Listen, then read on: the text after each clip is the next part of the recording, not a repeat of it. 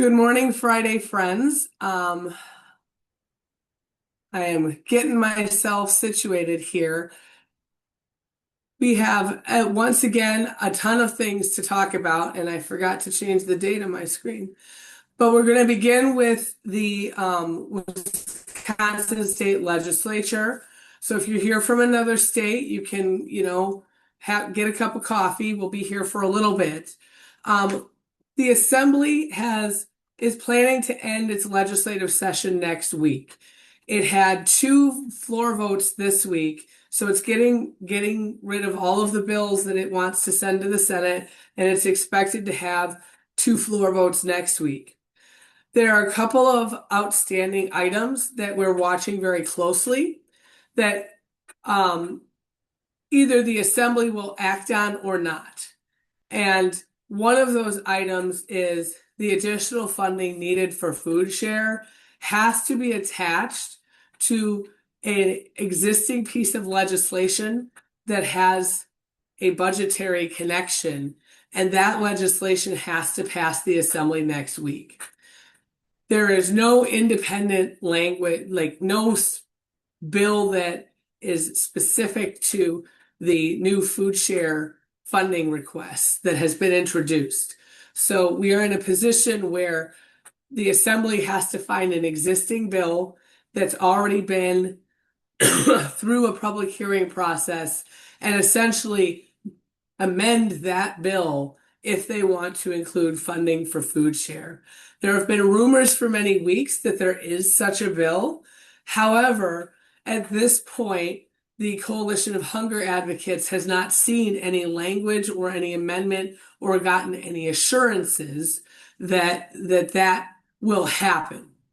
And of course, even if the Assembly acts, the Senate then also has to agree with that Assembly passed bill. So that is one of the items that's kind of make or break in the next few days that will have pretty significant consequences for the state and for food share. There's another bill we're watching that may have an Assembly floor vote that next week that we are very concerned about. So stay tuned for that. And the Senate also had a floor session this week and passed a bill that we think will be a problem for people with disabilities. So there's lots of stuff going on. In the mix of that, the Joint Finance Committee held its meeting in February, and it is planning to meet in March. And after that March meeting, it is unlikely that they would come back together to meet again. So for those of you who've been following, the DVR request, that is something that Joint Finance itself has to approve. The shortfall that we have in DVR that is causing a large wait list. Advocates, including myself, have been meeting with finance members, and we have some more meetings next week, but we have not gotten any commitment that they will take up that request and approve it at a so-called 1310 meeting. So again, this is another thing that's either going to happen or not in the next few weeks. And it's likely that once the Assembly ends, the Senate will pick and choose what bills that have come out of the Assembly they want to take up and what bills have a fiscal component that Joint Finance needs to approve. And usually Joint Finance will hold one meeting where they kind of consider all of the bills that need approval for fiscal components and 1310 requests at the same time. So in the next couple of weeks, we're going to know the conclusion of some pretty big items for people with disabilities. On the food share request, Hunger Advocates held a press conference this Wednesday, and you can see the release there, and you see a number of articles that came out of that press conference. People with disabilities. I was one of the speakers for Survival Coalition, and you can see the press release that went out. Um, Interestingly, we framed this press release about, kind of the business impact that is at stake if food share as a program doesn't continue to run efficiently. And the there's a huge fight, the dollars that people who have food share spend come back into the communities. It's really important for retailers, but it's also really important for farmers and producers, because it's a lot of money that is cycling through to buy the products that we make in the state. So that was the angle that this press release took, as well as here's the impact on people. And interestingly, when you look at all of the coverage, that is what was brought to the forefront, is the impact on businesses and retailers, much less so the impact on people. And I just raised that because, sometimes you you may need different points of view to get a message across. And one of the themes that we continue to see is that the focus is often not about the individual who is relying on the program. And the focus is really about the impact on all sorts of much more established interests that have a stake in continuing to receive funding. That's just a statement. It's neither good here nor there, but I do think it is a reminder that, when we're talking with our legislative members, it's important to keep reminding them of the people who are impacted, because they're getting a lot of information from other interests. And if they don't hear from real people, then they might forget that there's an actual huge impact on many of their own constituents. Like I said, this is kind of a Hail Mary at this point. We need the Assembly to pass the bill and attach funding for SNAP to that bill. And they got to do that probably either next Tuesday or next Thursday. So any calls to your Assembly representatives or emails to talk about, hey, where are you on this? Is this going to happen? Proving that you are aware of the timeline and what they have to do is really, really important right now. The Hunger Coalition is meeting next week as well to try and figure out what is a last minute strategy.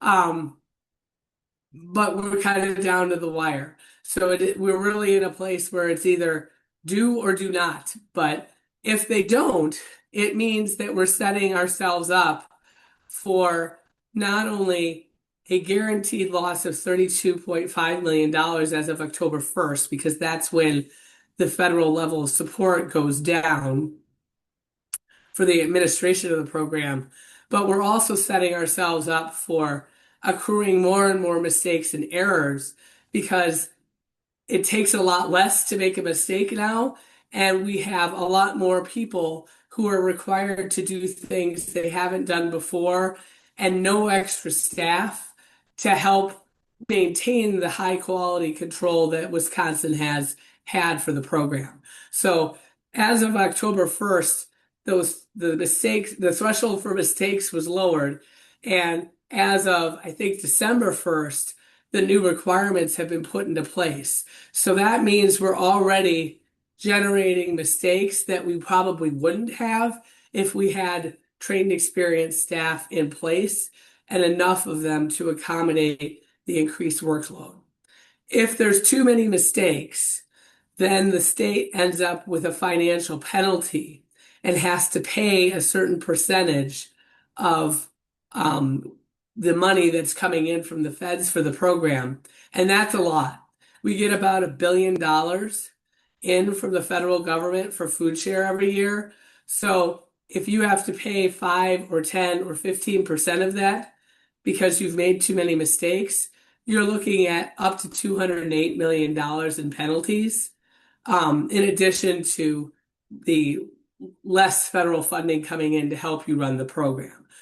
So it's a pretty big deal and a pretty big risk to the next budget cycle if there isn't action taken next week. DVR is in the same position. We continue to meet with finance members. I was in some finance offices this week and they have been hearing about DVR, so good for those of you who have made calls already. If you haven't yet done a call on this, it's worthwhile. And again, the Joint Committee on Finance is the actors in this case. So this is a place where you contact your Joint Finance Committee members. And the ask now really is, please schedule a 1310 meeting request for DVR at your next meeting.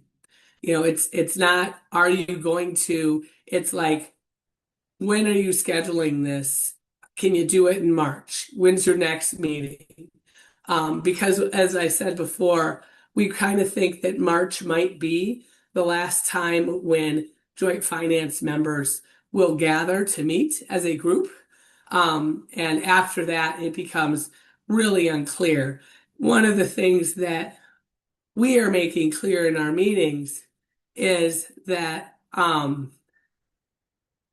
the longer the legislature takes to waits to provide the additional funding, the longer the wait list grows and the longer it takes to address everyone who's already waiting to get services. So again, this is a timely request in terms of there is a consequence to doing nothing. That wait list grows, and the longer the wait list is, the longer it takes to be able to serve and take everybody off the wait list to get to people who need services in real time now.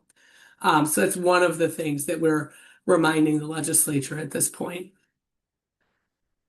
I mentioned that the Senate passed a bill, and you've heard about this one before.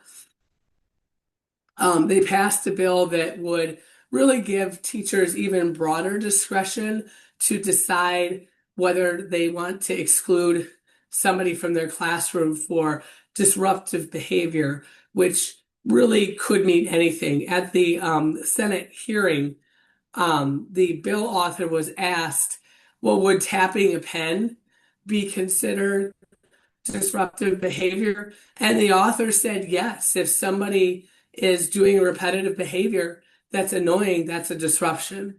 So certainly the author's perspective is to give teachers the maximum amount of discretion to determine what constitutes a disruptive enough behavior to make it so that they can exclude a student from class. And we think that this will disproportionately impact students with disabilities. There was an amendment that was trying, and it was because advocates met with the authors and said, look, this applies to students with disabilities. They originally didn't think that was the case, and then realized that their bill didn't, in fact, exclude students with disabilities. So there was an amendment that was added, and at the hearing, we were very careful to point out that the amendment to, not allow students with disabilities to be excluded if the behavior that was happening was itemized in their IEP plan is really not practically going to prevent students with disabilities from being excluded, because what it means is that you would have to list every possible behavior that a student might have in the IEP in order for the IEP to prevent exclusion. And that's just not how IEPs work. They're living, breathing documents. They're supposed to change as the student's needs change. And lots of times there are behaviors students have had in the past that you work on and they don't have anymore. Sometimes you see a new behavior that's a response to something new. Like, it is not a document that is supposed to be rigid. So we really were clear with the committee that, in practicality, we didn't think that that would really help students with disabilities, and it would create more paperwork that isn't necessary. And of course, there's a lot of students with disabilities that aren't diagnosed or don't have an IEP. And that's especially true of children with mental health issues. So the amendment, while it was trying to be responsive, actually practically isn't that helpful. So at this point, what the Senate did is they passed the Assembly version of the bill, which had already passed the Assembly. That's called concurrence. They concurred with the bill or agreed with the bill the Assembly already passed. And that means this is moving to the governor's desk. And the governor can decide whether or not to sign it into law or to veto it. I had forgot to look up this morning. There's a certain date where bills that the governor hasn't requested be sent to him are sent to him. And that starts a certain period of time, 6 days, where he has to decide whether to veto or sign a bill into law. So that date isn't here yet, but it is perfectly fine to let your thoughts to the governor's office be known ahead of time. Whether you think this is a good idea or it should be vetoed, because there's lots of bills that are going to be floating around going to the governor's desk, and it's helpful for the governor to know, like, what do people think about what's coming to his desk. We may spend some more time on the patient's representative bill. Lots of advocates have been meeting with members, especially on the Senate side, on this bill, and there are even more practical problems as we think about how would this play out in reality than even what advocates identified as issues back in November when the bill was first introduced. So again, the Assembly, we're hearing may vote on this bill next week, and we're hearing there may be an amendment to the amendments that won't address our concerns, that hasn't been seen yet. So, again, this is the point where you have lots of frantic activity, and sometimes in an effort to get something done, the consequence of doing the thing aren't fully thought out. And I think this is a good example of those kinds of issues. Moving on to Congress, there's been some activity this week on a bill that was introduced last spring and has kind of been sleeping along. This week, the House passed the Safeguard American Votability, or SAVE Act. And as background, Wisconsin has a pretty broad disability vote coalition, which is made up of a very diverse group of organizations, including organizations that advocate for older adults and people with disabilities. And that group has really been watching mostly state bills that would change how elections are run and how voters can participate, because there's many, many voters where, small barriers become a reason that they can't vote. So, for example, changes to absentee ballots, or how people can return ballots, or who has to witness signing of an absentee ballot, how you can register, photo ID. A lot of these issues have some impact on people who are non-drivers, who maybe have a hard time getting around, or don't have predictability about if they can get to polls on the day. And so we've been, as a group, watching those kinds and participating and raising the issues that changes to how elections are run create, especially for people with disabilities and older adults who often face other barriers. This is a national bill that would essentially tell all states, how they have to do their elections. So it would change what proof and documentation is needed to register to vote. And you wouldn't be able to register online, so it would mean you would have to do it in person. You would require voters in all states to prevent photo ID to vote, and it changes what IDs are accepted as proof. Most of the requirements would go into effect immediately, with the exception of photo IDs for national elections kicking in next year. There's a number of articles that really go into depth about what these different changes might mean. As a summary, there are pretty big groups of people who are potential voters or current voters who might, if this were to pass and become law, who might figure out maybe too late to participate in an upcoming election that they don't have the right things in place in order to cast their ballot. So one of the changes is providing documentation, and this is being framed as a way to prevent non-citizens from voting, which really is a extraordinarily rare occurrence. Like there are not a lot of people who are non-citizens who are participating and voting in elections. Like there's been a lot of, concern about that particular issue, but there has not been any real substantive findings that this is an election, like there's a election fraud that is happening among non-citizens who are not allowed to vote in our elections. So at least, when you have, again, this is very similar to some of the discussion we've been having about the new, prove your working requirements. Whenever you have a new set of things that you have to do, it's kind of like a gate, right? You have to prove and have documentation so that you can get to the next step.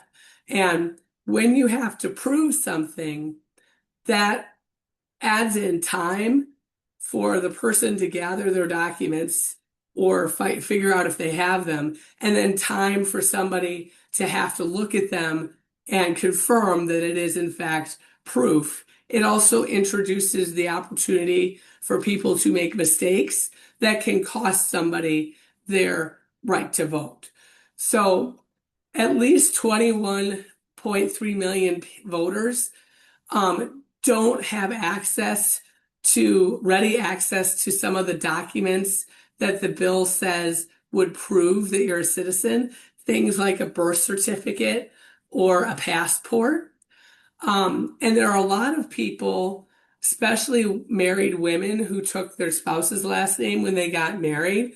If you have a last name that doesn't match the name on your passport or your birth certificate, that is a point of confusion that the bill doesn't really recognize. So if your passport and your birth certificate are now considered the proof that you're able to vote, you now will have to also prove that if your name is different than what's on your birth certificate or passport, why that is. And there's certainly no provisions that seem to make that easy or recognize that is the reality for a lot of people. And there's certainly people who have changed their names for a variety of reasons that are unrelated to marriage as well. I think the bill would also impact those folks in the same way.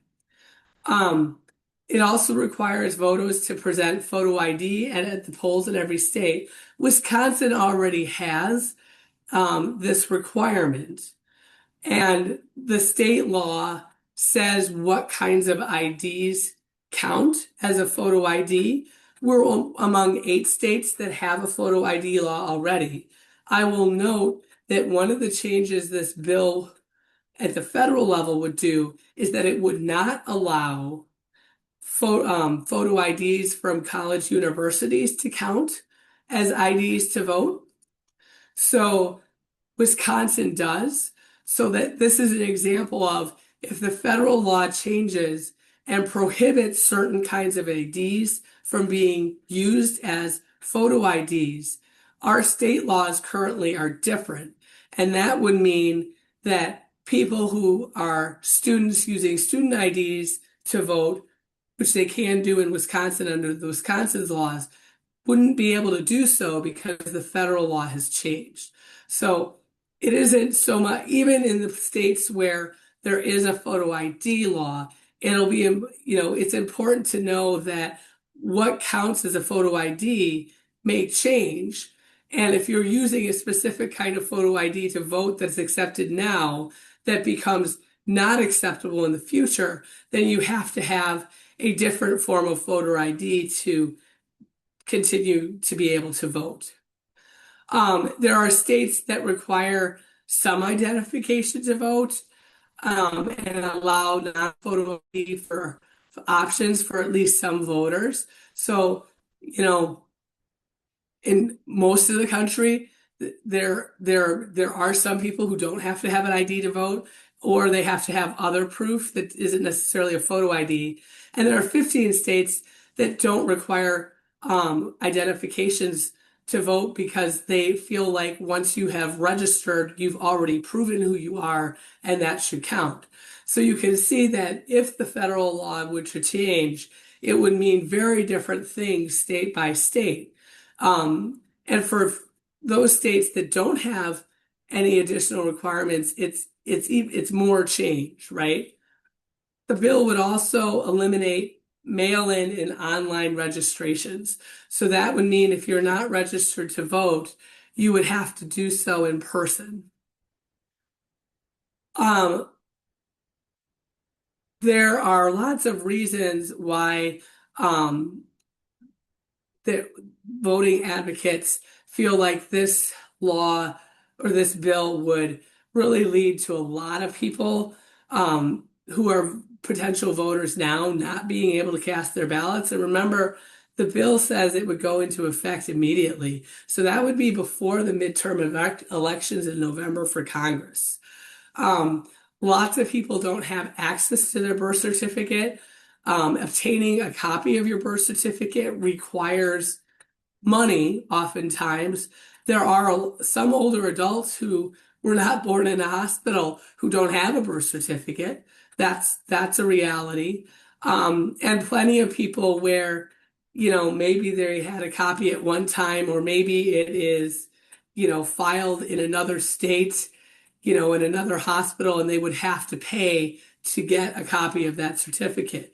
And again, if you don't have the money to pay, are you going to be able you won't be able to vote, essentially. Half of the people in America don't have a passport. And again, obtaining a passport requires a fee, and you have to have all sorts of documentation that you mail off to the State Department and have to wait to get back. So if you don't have a passport, you have to gather all of your information, which I think includes a birth certificate, send it off to the federal government, and then it used to be at least 6 weeks before you would get an answer back. So there's also about 21 million people who don't have a valid driver's license. And that is actually, the number of non-drivers is actually increasing, not only because we have more older adults who are perhaps becoming non-drivers, but because we have an increasing number of younger people who are delaying or are never getting their driver's license. And a good portion of the reason may be because cars are expensive. Operating and maintaining and insuring them is expensive. So this idea that everybody who, always has a driver's license was always wrong. But it's becoming more and more so that is not something we should expect everyone to have, and an increasing number of people don't. So at this point, the SAVE Act has passed the House. There was some discussion, at least in the House, of trying to pass the bill in a way that would avoid the Senate having to have 60 votes to bring the bill to the floor. The Senate has a special rule that requires 60 of the senators to approve a bill to come to the floor before it can get a vote. And it's essentially a way that to stop legislation. It's called the filibuster. So there was some discussion about, can we pass the bill in a way that we don't need to get to 60 votes, that maybe we only need 50 senators to say, yes, we'll vote on the bill. It doesn't look like the Senate is really wild about that idea. There are some senators who are pushing that. But it seems like the Senate leader is not excited about trying to outrun the filibuster. That could mean that this bill that's passed the House goes nowhere in the Senate. However, there continues to be pressure on changing how elections are held and federal elections are held. So this is not the only bill that's out there. And it's unclear if that the Senate's current opinion will continue. So this is a great opportunity to contact Congress and tell them exactly why voting is important to you and what the barriers that you face now and why you think the changes in the SAVE Act would make it harder for you. I think that we've provided some questions here, just as conversation starters, but like think about your situation and people you know. How easy would it be if you're a non-driver to get to a place to register, to update your registration, to get a photo ID? I mean, some of these are challenges that are real barriers for people now. Um, and and I think it's really important for Congress to understand that people are watching and that they value their right to vote and that they see that these changes might result in people not being able to vote. This bill is passing in the context of a lot of other conversations that are happening about voting. So it is not an isolated bill, and that's part of why we're raising it to your attention. Over the past year, the federal administration has attempted multiple times to influence how state elections are run and elections in general. And we've talked about a few of these things over the last year. There was an executive order signed last March that wanted voters to prove their citizenship in federal elections. The SAVE Act actually is doing that thing in law, right? The U.S. Department of Justice, amongst its many lawsuits, has 24 states, including Wisconsin, to obtain all of the information they have about voters. And they haven't said what they would do with that information. But again, the frame has been looking for non-citizens who are on the rolls. That has been the rhetoric that has been used. Homeland Security wants states to run their voter rolls through a citizenship verification tool. And last week, the FBI seized ballots from an election warehouse in Georgia, trying to look for evidence of election fraud in the 2020 election, which is now 6 years ago and has been litigated many, many times and found that there was not election fraud in 2020. Last week, President Trump said that he wanted to nationalize elections on a podcast and take over voting. In other words, have federal officials operate elections in at least 15 places. He didn't say which particular places, but there has been a pattern of targeting by the administration of certain states that politically may not be in alignment with the administration's priorities. And last week, state election officials were invited to a meeting, which is highly unusual,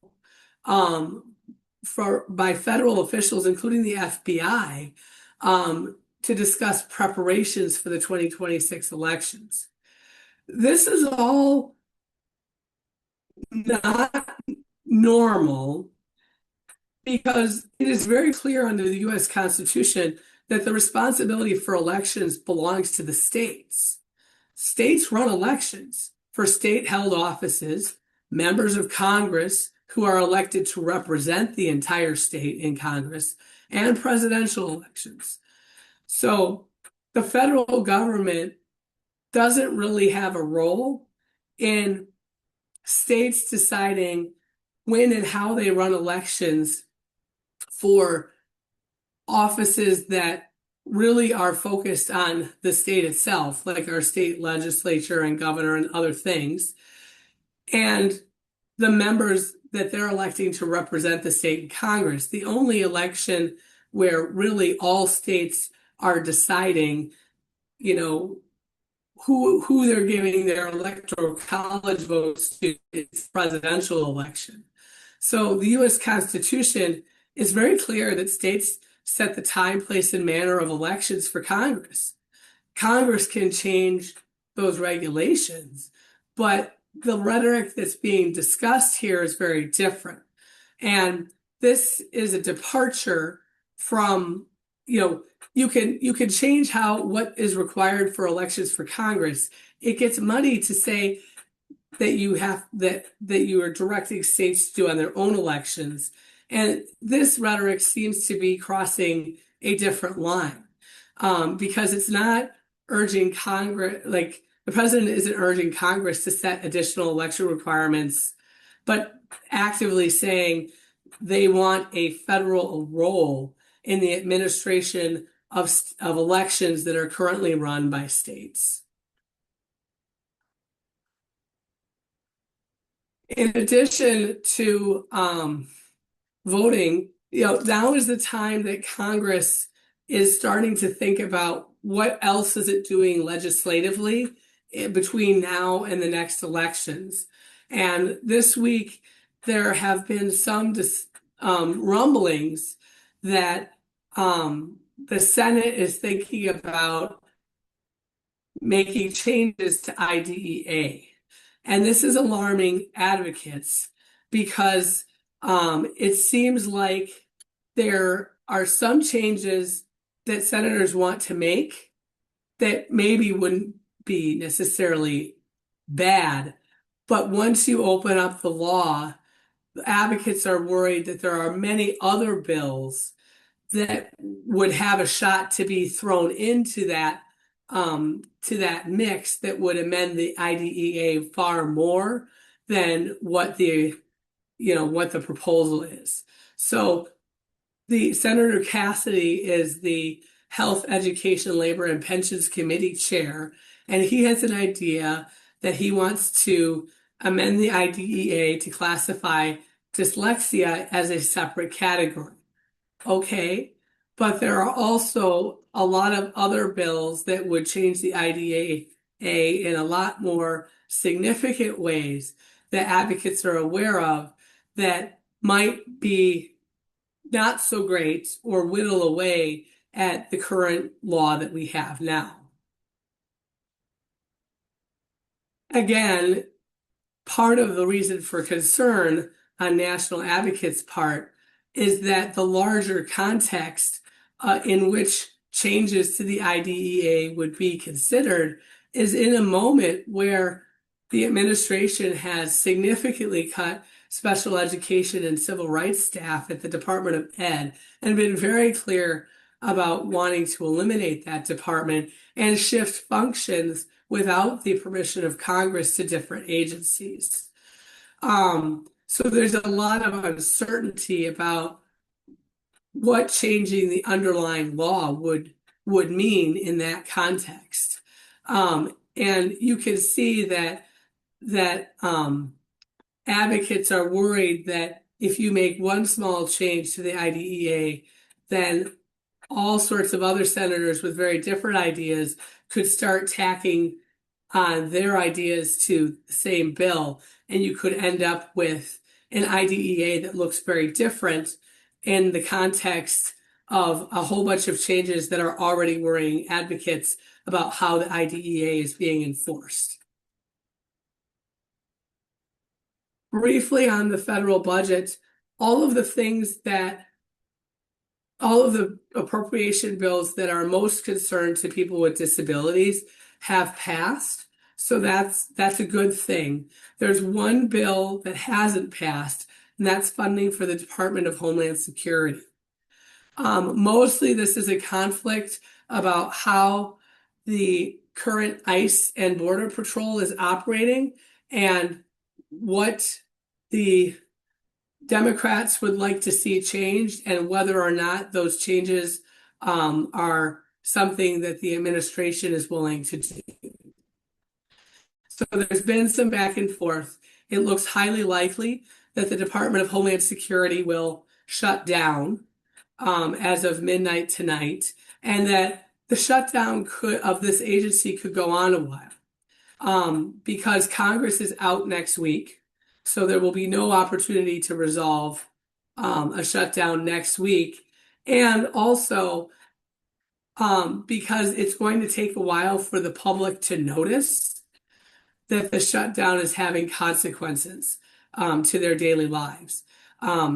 It's not until I think March when the TSA and the Coast Guard paychecks are lapsing. So like Congress has some time before the public might notice that some of the other things that Homeland Security does are not working the way that they should.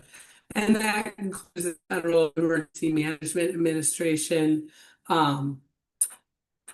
Coast Guard, and the Transportation Security Administration. So the folks at airports that make sure that you're not carrying anything on that you shouldn't be. One important thing to know is the consequence of shutting down the agency is a bit muted because the reconciliation bill HR1 already provided a lot of funding specifically for ICE and Border Patrol in the statute. So those operations can continue regardless, even if the agency is shut down and doesn't have its 2026 budget passed, unless Congress rescinds all of that funding in HR1. And again, it doesn't look like they're poised to do so. The other reason this is important is that it's another thing that Congress has to deal with, right? So its attention is here, and that means that it isn't focused necessarily on other things that might be important to people with disabilities. Like the amount of time the Senate actually has to do work on the floor is limited. So the more things you have that need floor time, there's only so much floor time, and that limits what can get done. This week, the administration kind of telegraphed, we had been talking about, is there a second reconciliation bill possible? And there's certainly members of the House and Senate who would like to see another reconciliation bill. The administration has said, I don't think we need to do that because we think HR1 has accomplished enough for the next 4 years that we don't need to do a reconciliation bill. So stay tuned because you never know, but it doesn't seem like there's momentum to do another reconciliation bill. That doesn't mean Congress shouldn't still be looking at and making sure that the money they've already appropriated is being spent in the ways that they've directed. And we're going to start talking about some more things the administration is doing that are worth knowing. We've talked a lot about the ACA. I just talked about Congress, and I didn't mention the ACA subsidies once. That's because Congress isn't mentioning those ACA subsidies anymore. I think the ship on extending those subsidies has now officially sailed. They're not going to be extended. And so now we are going to start seeing, the impacts of those and other changes to the ACA. Um, just some more articles that, this is kind of a message you've heard before, but we keep getting more and more articles about it. So if you're looking for things to share with your friends, these are some, kind of repetitive messages, but, it becomes more and more real the more articles there are on it. Interestingly, in this particular message, they did a deeper dive on what do we know from the initial data, right? So there's 19 states, Wisconsin is not one of them, that run their own state-run marketplace exchanges. We and all the other states use the federal marketplace exchange, which did not put out as much detailed data as these other 19 states, but just looking at the 19 states that run their own stage exchanges, everybody's seeing lower enrollment than the prior year. And some states are reporting really high cancellations.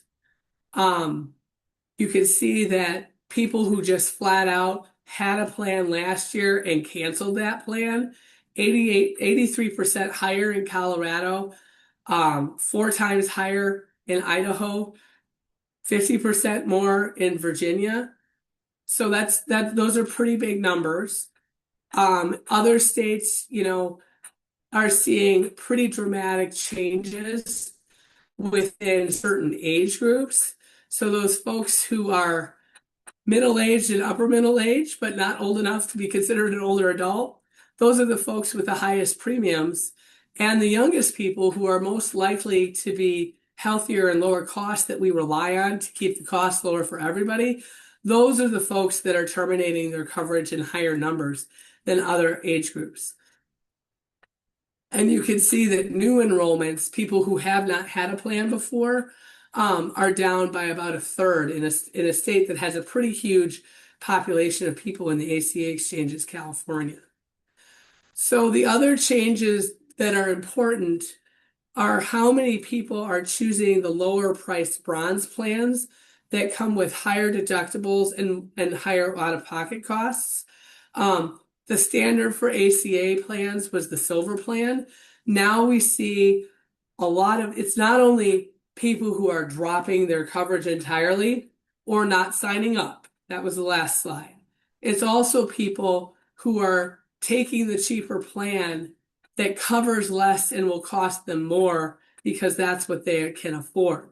And that matters because those people who have those plans are taking a risk that they won't have medical bills or are more likely to avoid going to the doctor because they don't know what they can afford to pay. And so when you see more people leaving, fewer people signing up, and a lot more people who had better coverage taking less coverage, that actually means that the whole group of population of people who is potentially using healthcare has less ability to pay for it. And I think that will actually matter quite a bit if you're a hospital or a medical provider. So you can see here a few states, 73% of renewing plan members who switched their plans were going from higher coverage to low coverage bronze plans. And Maine, 60% of the people who have plans are now bronze plans. That's, again, a lot less coverage, a lot more out-of-pocket costs.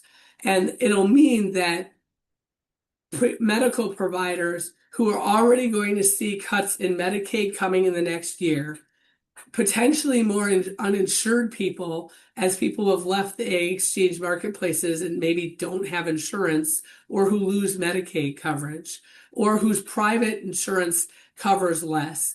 And now you have marketplace people who cover less. They're going to see a lot more people who are insured in some way but can't afford to pay for the care that they need. Meanwhile, CMS the Centers for Medicaid Services is planning to change some rules that would change how ACA marketplace plans work. And some of the things that the rule change might do is essentially making those plans cover less and encouraging people to take catastrophic coverage instead of a bronze plan that at least is guaranteed to cover pre-existing conditions and certain things. So expect that we will hear more about this rule in the future, but it's important to know that we had changes to how ACA plans work in HR1 that are phasing in. We have now lost the subsidies as a separate thing, and now there are indications that yes, people are leaving the marketplace and are taking lower coverage at the same time that a federal rule is being proposed that is really incentivizing, plans that cover less becoming more accessible to more people. There was a really interesting op-ed, and it's written by a physician, but I think it's relevant to this group because we have so many people who have ongoing conditions, whether that's disabilities or chronic conditions or progressive diseases.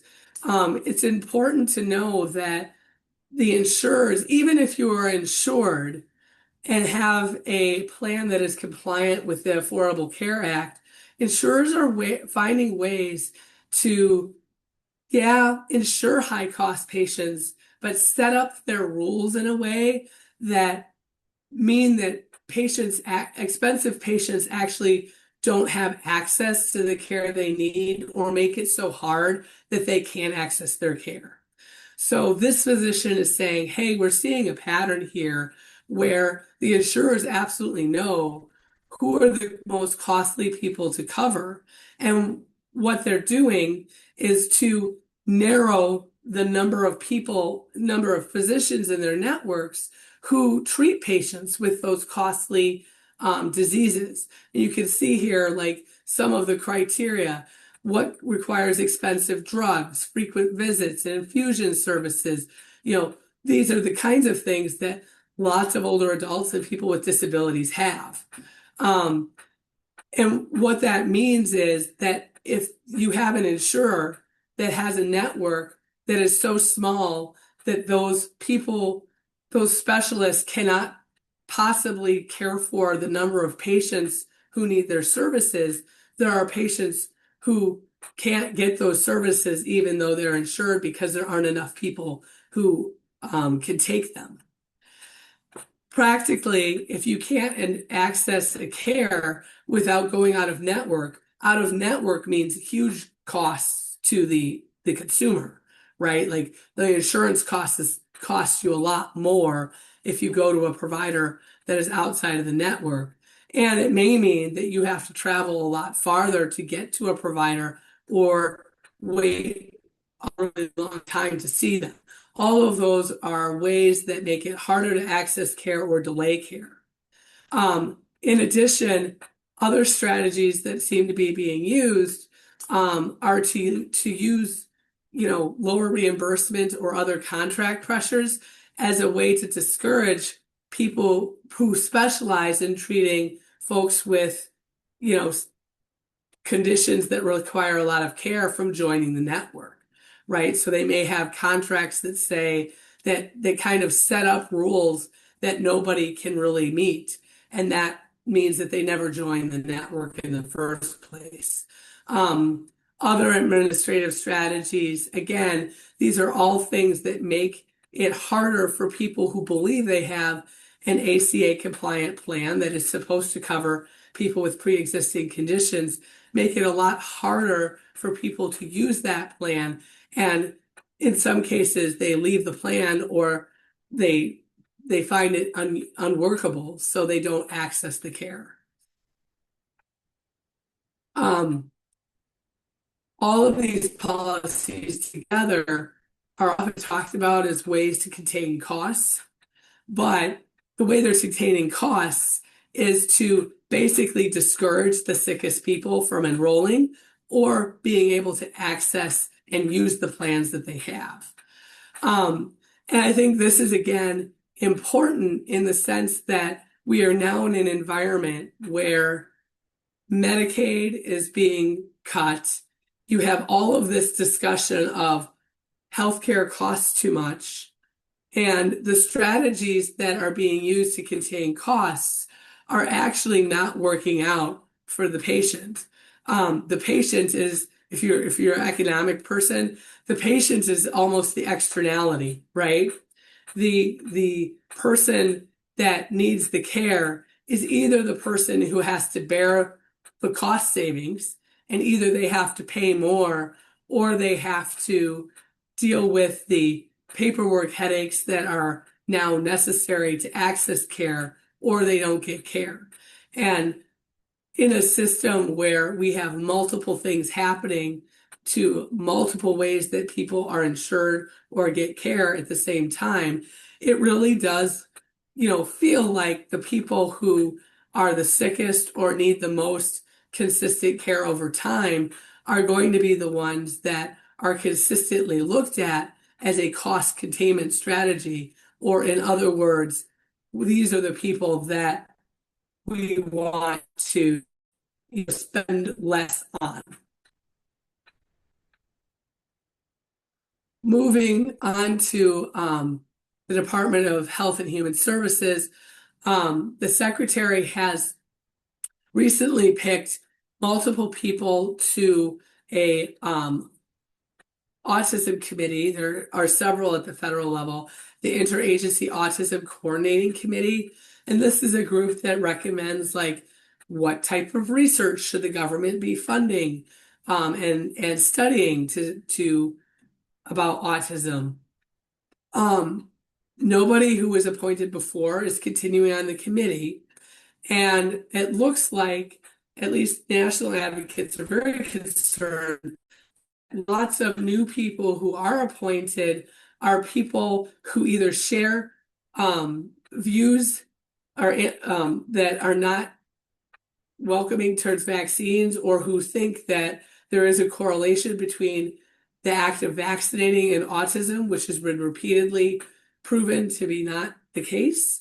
And there are also people who have promoted various kinds of strategies as autism cures. So just to kind of go through who are the people that have just been appointed to this committee that is supposed to be recommending what do we fund in terms of testing on autism and other research. There's a person who prescribed a treatment that had been shown not to work and was dangerous to an autistic child. There are people who have made a variety of claims on autism cures. Lots of people that question whether autism is the cause of whether vaccines are the cause of autism. And it's really unclear here what this new group of people is going to recommend should be funded, but it is part of a larger pattern that we've been watching over the last year, where many of the projects that were funded for autism research are no longer being funded.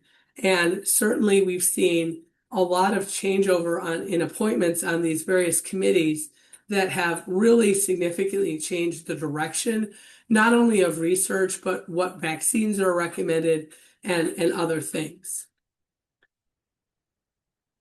We've talked about the ongoing court case about whether Immigration Customs Enforcement can use Medicaid data, and hospitals are really starting to have a lot of concerns about this. Again, there are very few immigrants who have access to Medicaid in terms of being part of a Medicaid program. Like, people who are non-citizens are not generally part of Medicaid. However, emergency Medicaid is the place where hospitals are reimbursed for the cost of emergency treatment for immigrants who are not eligible for Medicaid coverage. So for more than a decade, hospitals have said, yeah, your information is not going to be shared. But now deportation officials have access to Medicaid information of all enrollees in 28 states. And you can see on this map which states that is. Those are the gray boxes in the country there. There were 22 states that sued.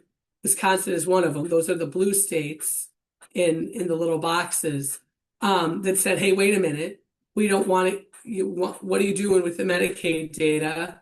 We have some concerns about providing all sorts of things that you're going to use for a different purpose. And it's unclear at this point how, the Medicaid agency is ensuring that those blue states in the map there, that their data isn't being shared with ICE at the moment.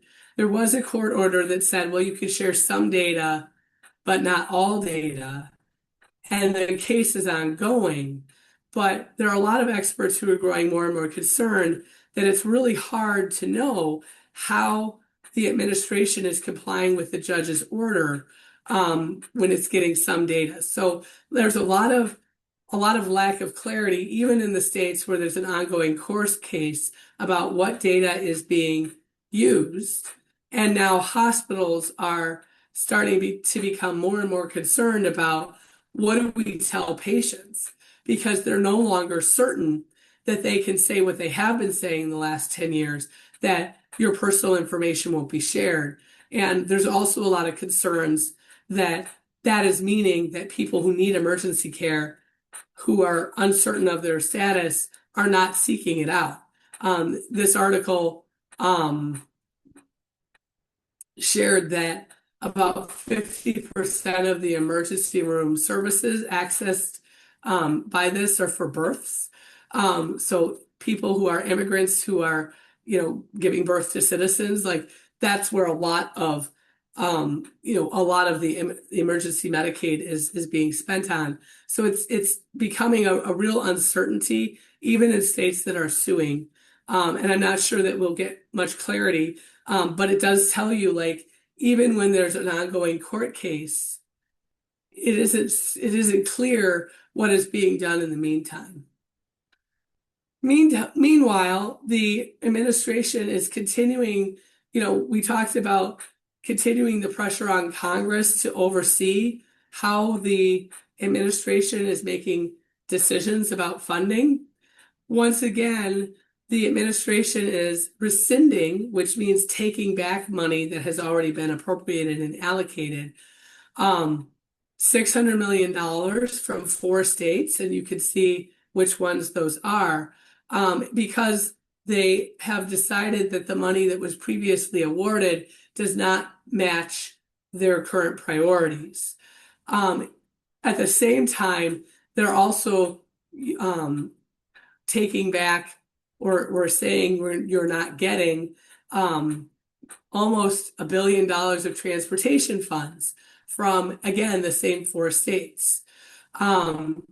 So it really does, this is a continuing pattern where taking back money that's already been awarded or preventing money from going someplace and seeming to target certain states and certain states that may have different political priorities or than the administration seems to be a recurring theme.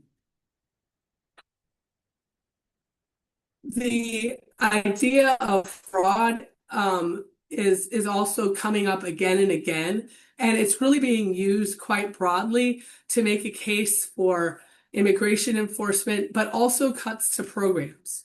We've kind of heard this rhetoric over the last year, like fraud, waste, and abuse was one of the statements repeated over and over again as the Congress debated about whether, how much money to cut from Medicaid during the reconciliation bill. We've seen it used multiple times as other cuts to different public benefit programs have been pursued, including SNAP, also housing.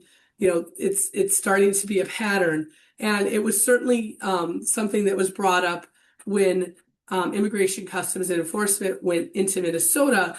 The original reason was, well, there was a lot of fraud that was occurring that they then said was the result of an immigrant community participating in programs, and we went back and forth with money being held and then released by a court. I mean, it's a pattern now.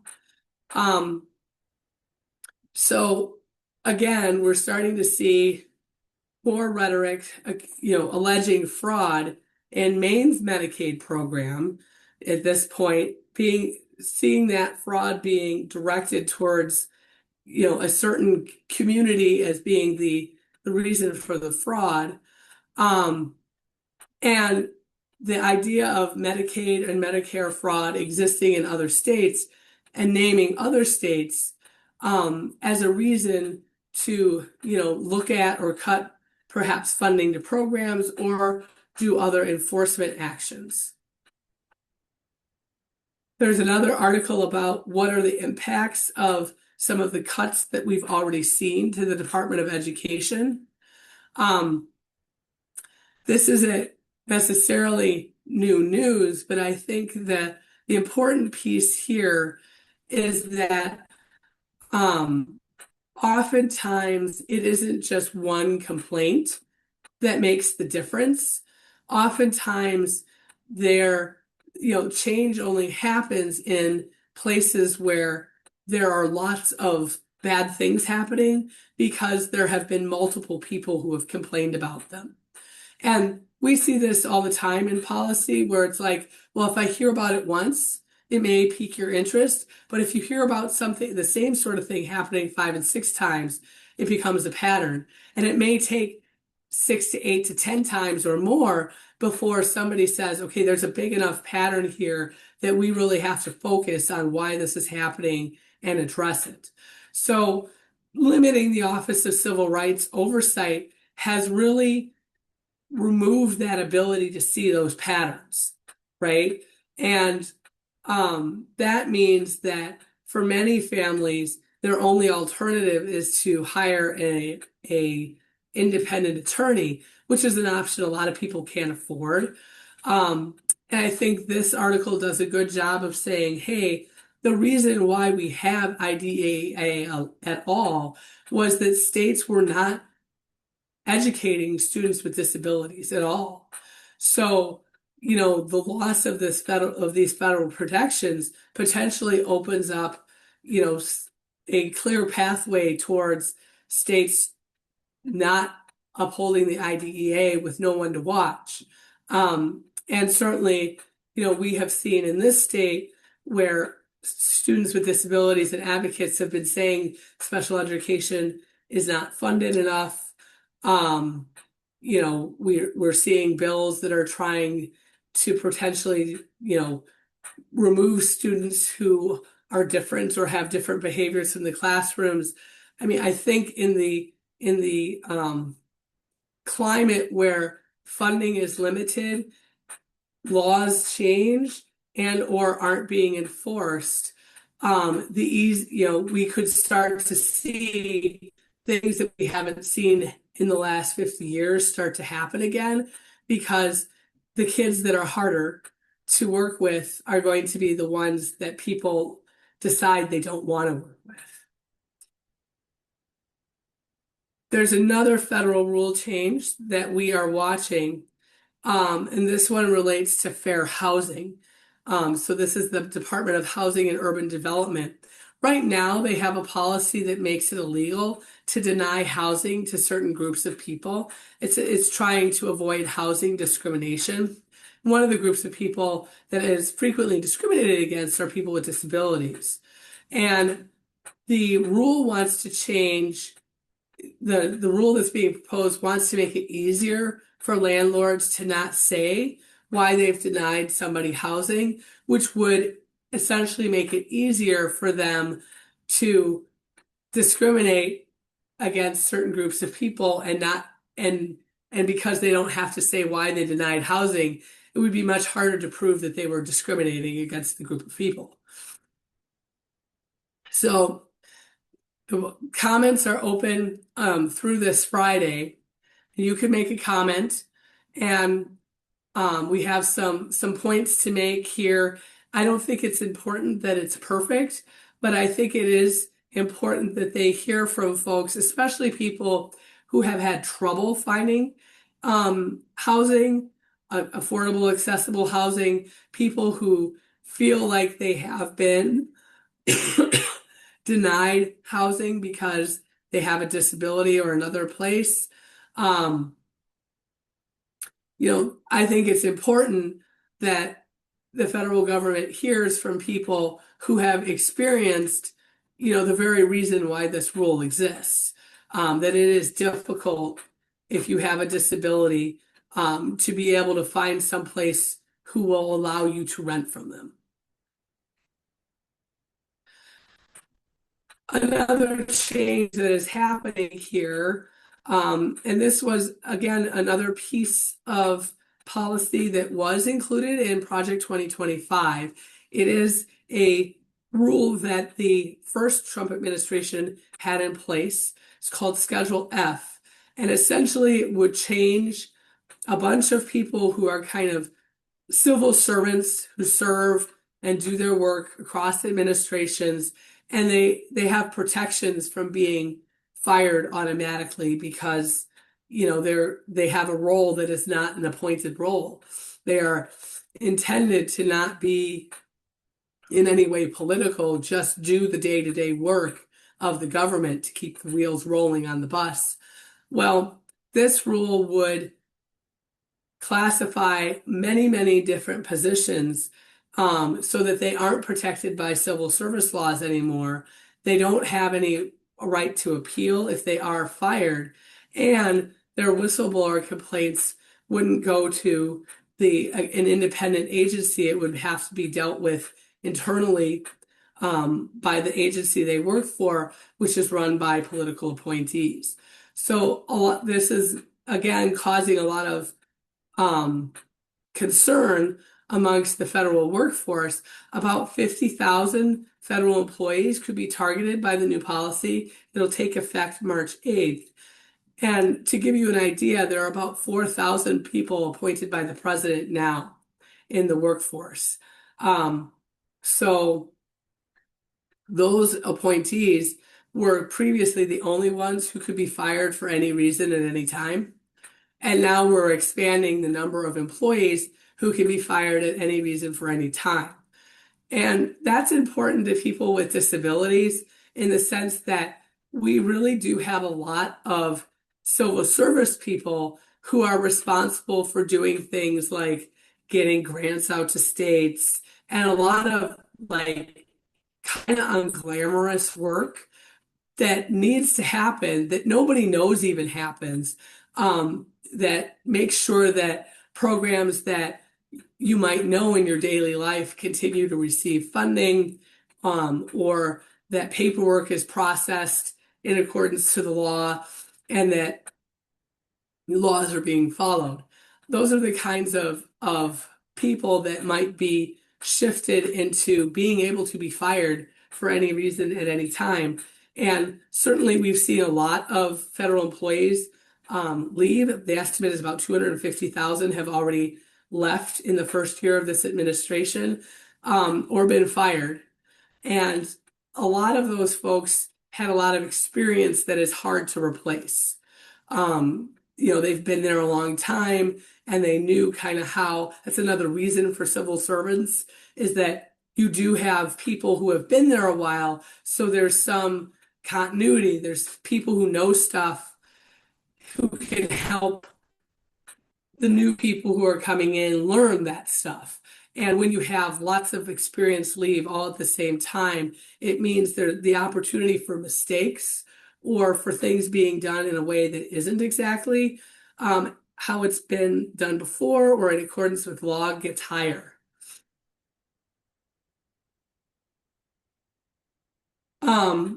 Another item that is happening And it may be hard to know why this is important to people with disabilities. We've talked about the census before a little bit. The census is actually a really critical counting that is done every 10 years. And the reason why it's really important, it's supposed to count every person that is in a specific geographic area. And that matters because that's how we determine how many representatives states get in Congress, right? Like how many people in the U.S. House of Representatives are needed to represent a certain geographic area.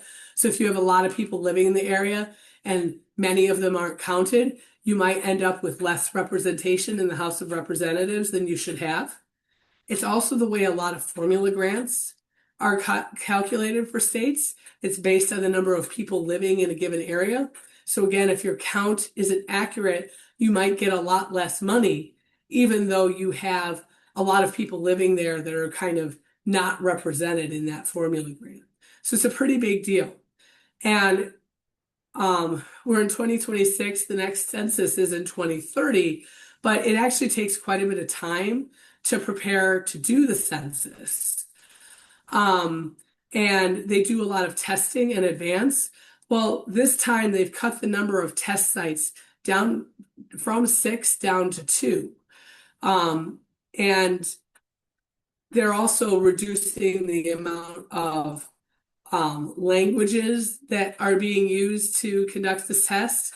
And a lot of outside advisory groups have already been disbanded. So there isn't really a lot of clarity about how these decisions are being made or how they're going to run the census or count. And the Bureau has not updated Congress about its work, and a lot of experienced people have left. So there are folks that are starting to get worried that maybe there is a strategy here that will lead to the census not fully representing how many people actually live in the United States. And that has big implications. Moving on to reconciliation bill impacts. Lots to talk about here. We are following several states where cuts are already happening, and I have another state to add this week. Colorado has already made, they're on their second round of cuts. You might remember in August, they had to make an initial round of cuts because the passage of H.R. 1 automatically changed their tax code and led to a loss of revenue.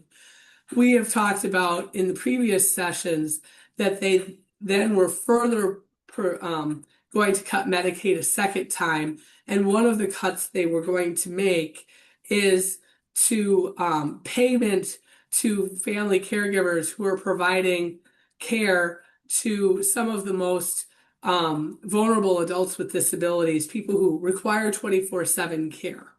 There are many states that allow some form of payment to family members who are taking care of especially folks with pretty high care needs.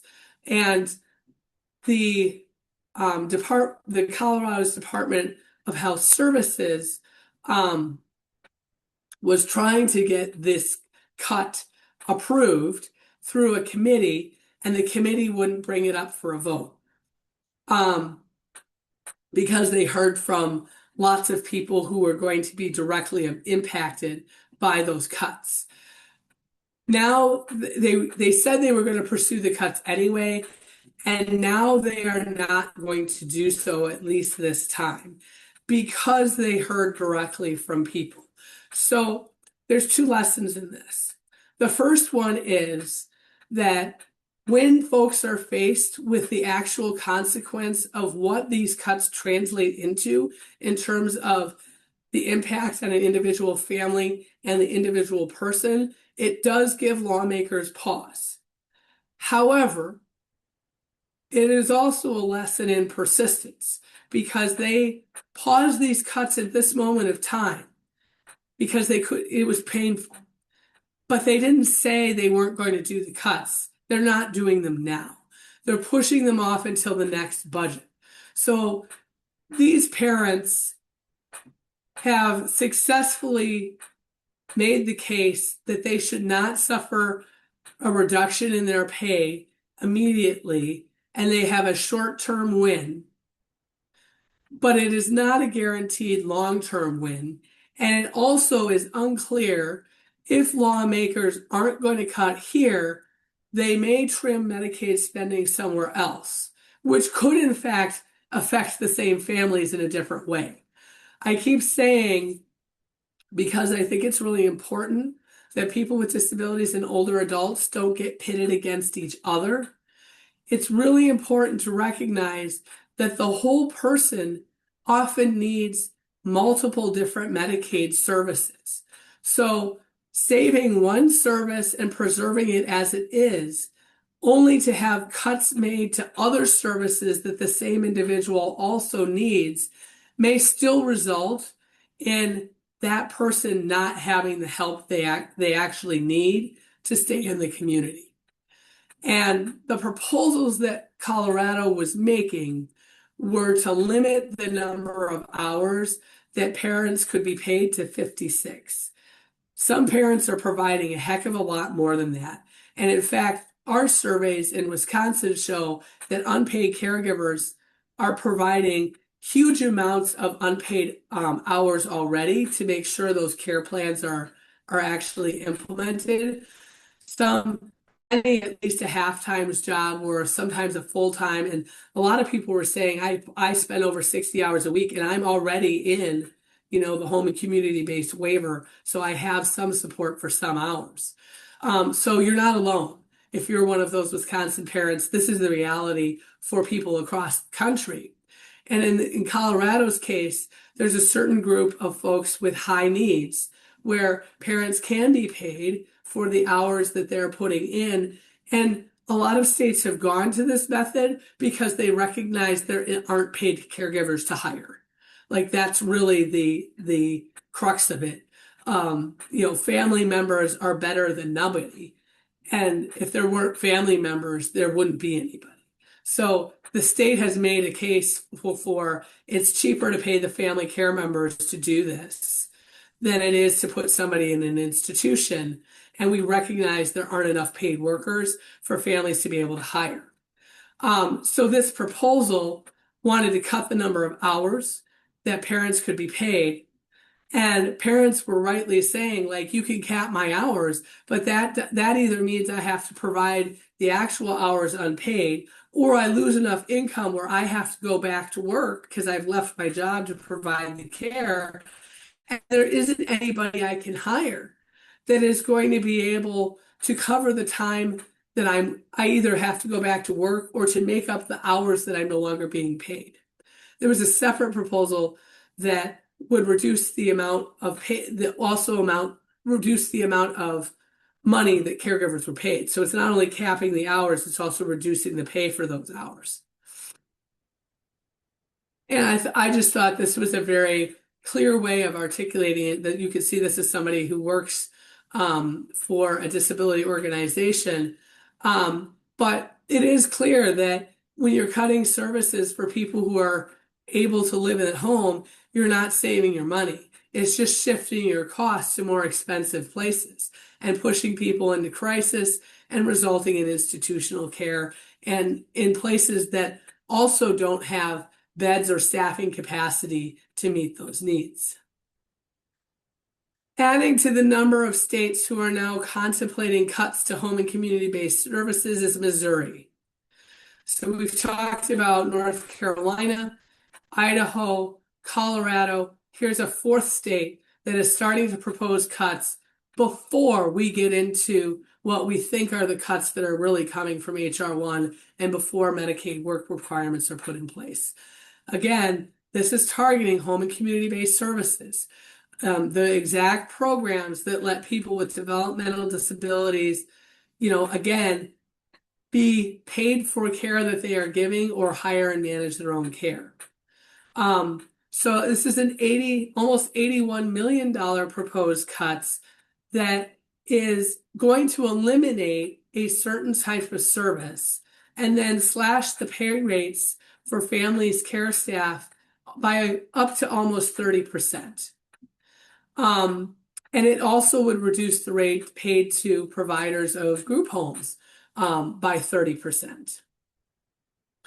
And, and I think that, I guess what I would say here is we'll see how this evolves in Missouri, but it's kind of the same story that where they're looking to cut first is in the optional home and community-based services and the highest cost people.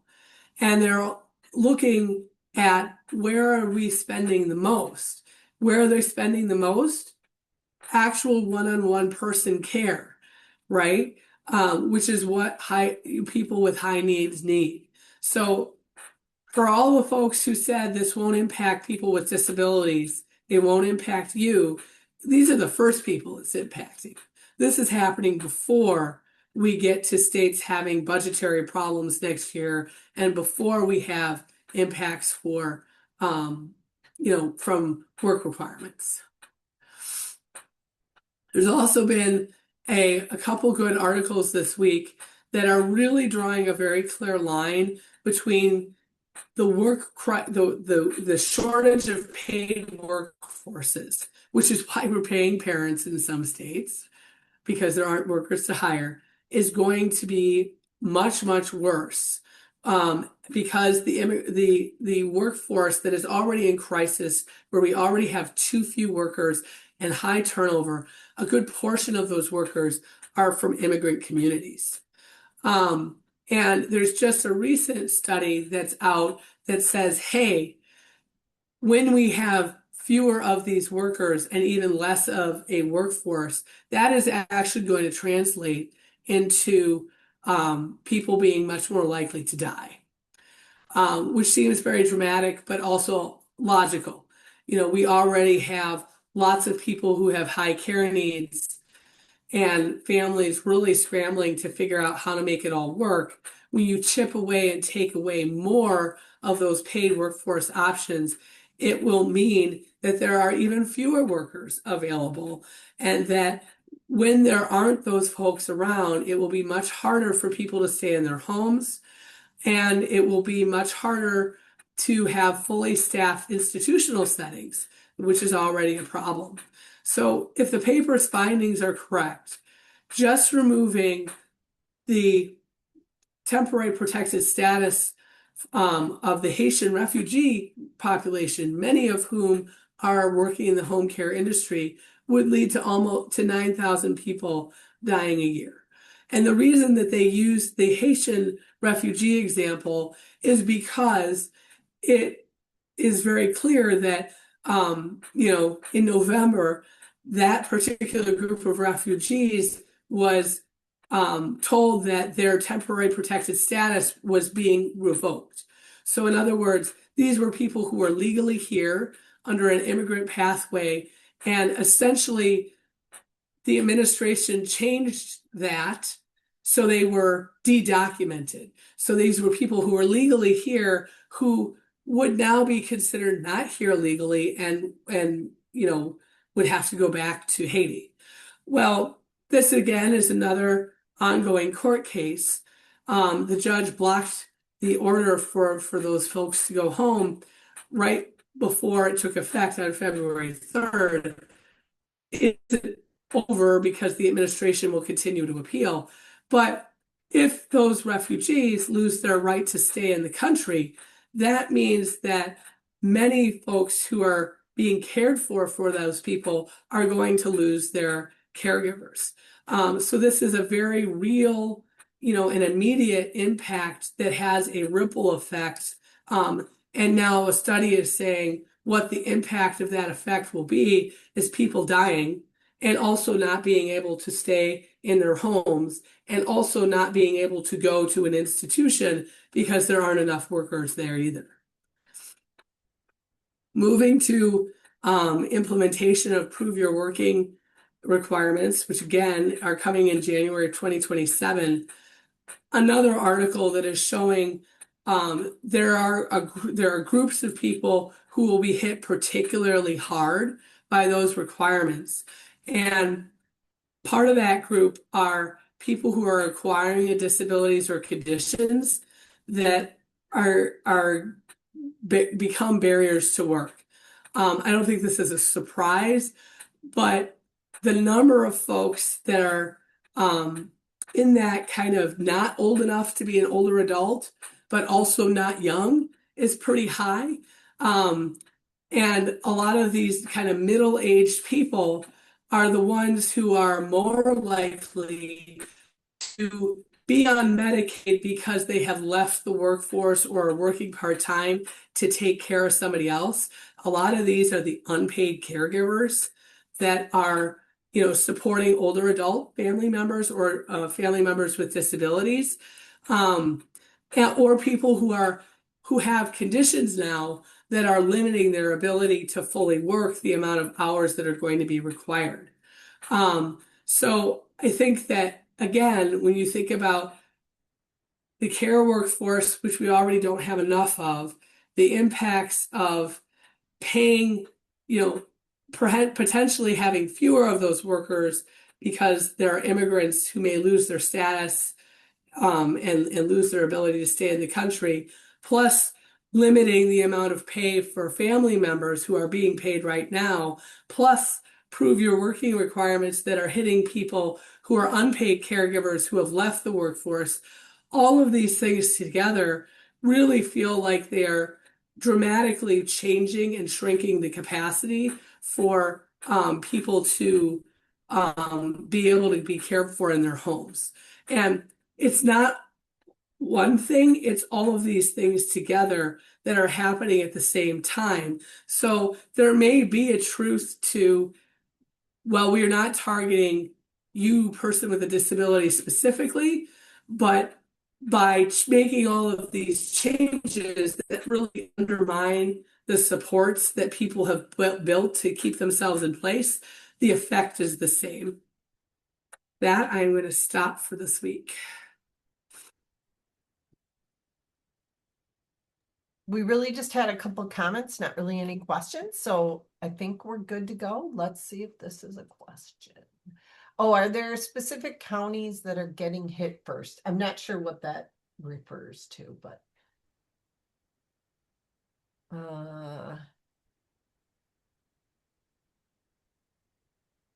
yeah, I'm not exactly sure what that refers to. Maybe Abby, if you want to put more information. Do you mean about food share or not clear? Yeah. Tammy Oh. Jeremy will for work requirements. These requirements will apply to people in Badger Care who are between 18 and 64 who do not have a dependent child over the age of 14. So, and those requirements will go in effect across the country in every state, every county as of January 1st, 2027. There are people with disabilities in Badger Care. That's where a lot of the people who have a primary diagnosis of mental health are, as well as people who have acquired disabilities that don't have a disability determination yet. There are people with IDD in Badger Care that are too functional for long-term care. Lots of people with ongoing or chronic conditions or medically complex people in Badger Care, and a lot of unpaid caregivers and paid caregivers where that's where they get their access to care. So, those people between that age range who don't have a dependent under age 14 would be subject to the work requirements as of January 1st, 2027. All right. Tammy Jeremy will follow up with the video in the after message. Caitlin wanted to have me tell you that. Okay. Thank you all for attending. Remember, we're off next week, and then we will be back the 27th with hopefully a big recap of what has happened or not happened in the assembly with some action steps at the state level, as well as, I'm sure, many more things to talk about at the federal level. All right. Thank you very much.